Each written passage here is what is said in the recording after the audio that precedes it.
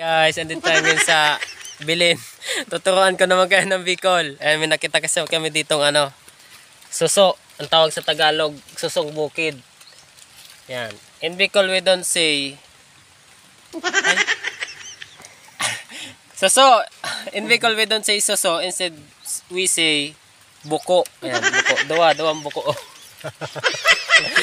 Duwa. Si kaming asalon guys. Yeah. Yan o. Buko.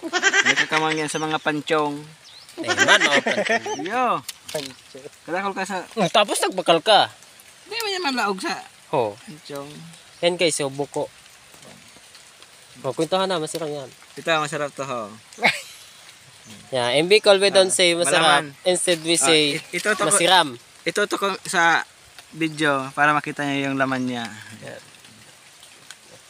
Buko ang tawag dito sa susong bukid.